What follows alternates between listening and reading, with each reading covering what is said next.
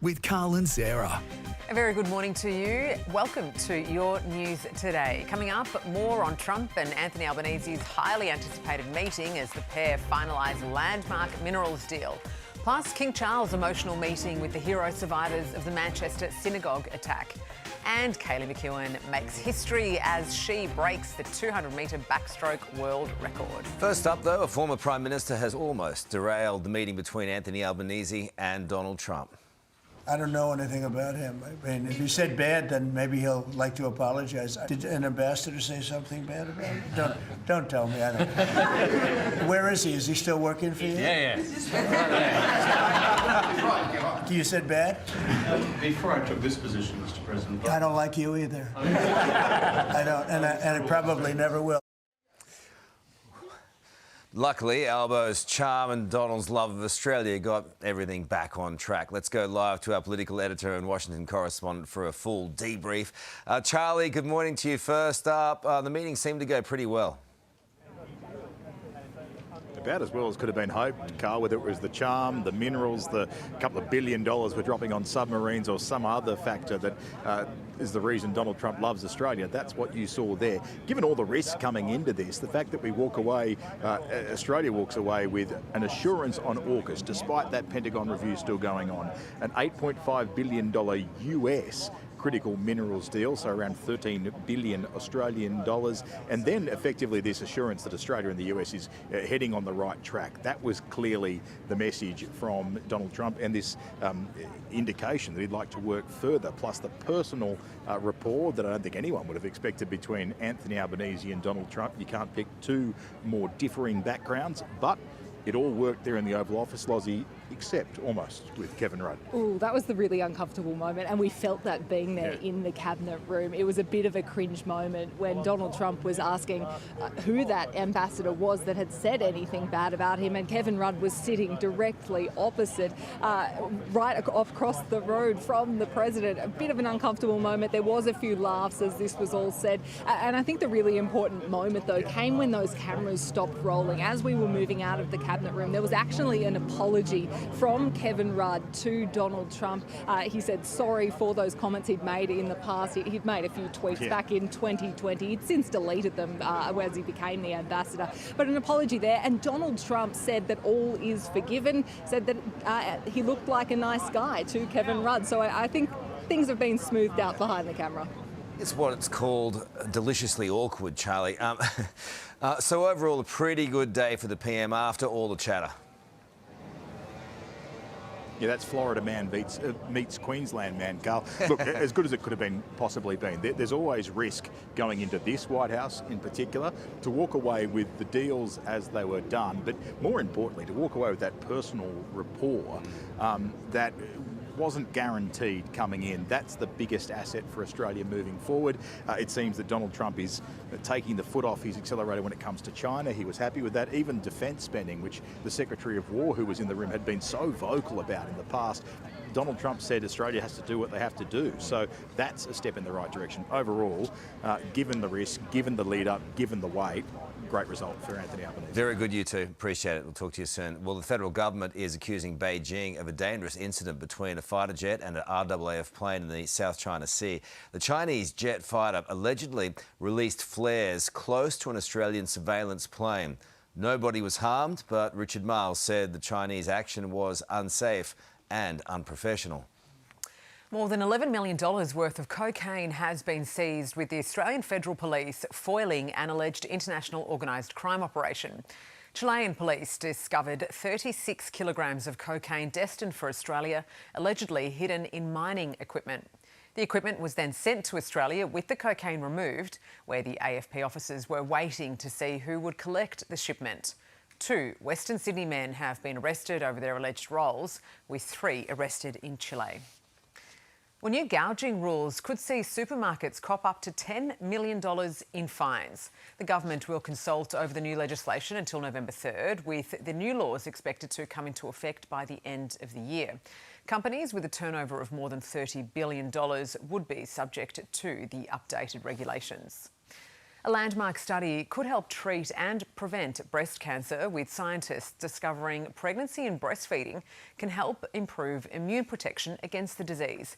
Let's go live to Today Queensland reporter Andrea Crothers. Andrea, good morning to you. So scientists are suggesting an important immune process happens during pregnancy. Yeah, researchers from the Peter MacCallum Cancer Centre, Sarah, they are finding out that effectively those who breastfeed have a greater rate of those infection-fighting T cells. This is all in your immune system, which means that they actually act like a bit of a local guard, attack abnormal cells before they develop into something cancerous. Now, when they've then looked at this in the lab with mice, they've seen that tumours grow at a slower rate, and in many cases, they don't actually return at all. So there's no guarantees here. It is a major leap forward, these experts are saying. Now, they say that all breastfeeding is helpful, but 6 months or more seems to be the most advantageous. Sarah? Andrea, thank you. For the first time since Prince Andrew gave up his titles, King Charles has stepped out for a public engagement to show support at a Manchester synagogue after a terror attack. Let's go live to 9 Europe correspondent Hannah Sinclair. Hannah, good morning to you. Plenty of people turned out to see them all night.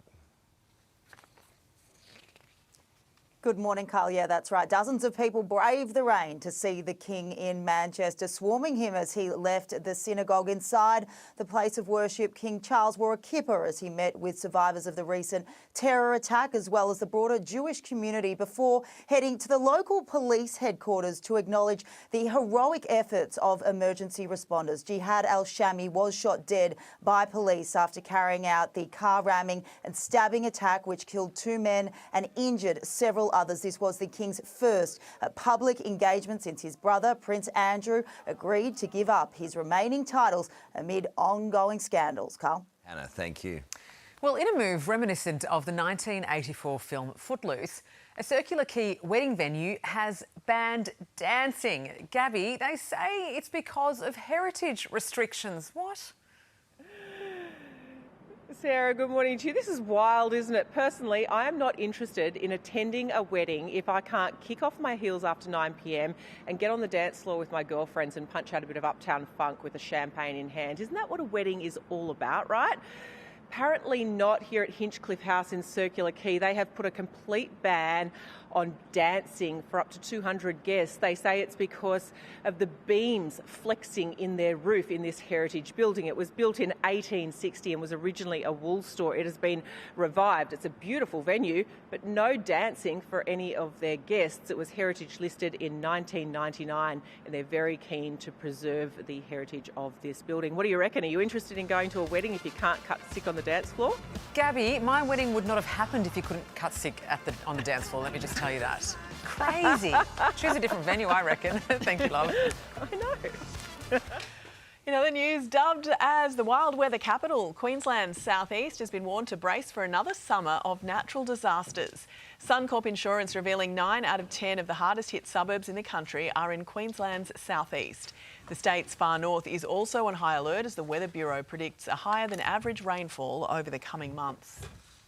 Regional airline Rex has been thrown a lifeline, set to be bought by US aviation firm Air T after falling into administration 15 months ago. The deal could save hundreds of jobs and keep vital regional routes flying. If it falls through, the federal government may have to step in. Gen Z is brewing up a new era of coffee culture in Australia with priorities that look a little different to generations past. New data shows cappuccinos and lattes still reign supreme among young Aussie cafe goers, but matcha is surging in popularity, with 1 in 3 18 to 24-year-olds naming it their top pick. And while 30% say taste is the biggest reason to try a new drink, 26% admit they're more likely to order a beverage if it's aesthetic or photo-worthy. Yeah. This looks fun to me. Yeah. Australia's dominance in the pool has continued with a second world record falling in as many days at the Short Course World Cup event in Illinois. Kaylee McEwen edging out her American rival Regan Smith in a blistering 200-metre backstroke final. Here's the touch. It's a world record! The first 2 swims ever under 158, and they're in the same race. Incredible, isn't it? Smith also went under the previous world record, but wasn't quick enough to beat McEwen, who touched the wall in 1 minute 57.87 seconds. Wow. So fast. Very Let's take fast. a look at the weather across the country now, and unsettled conditions across Australia's southeast, with rain expected for Canberra, Melbourne and Adelaide. Fine and sunny for Brisbane and Sydney, while Hobart and Perth will be a little cloudy.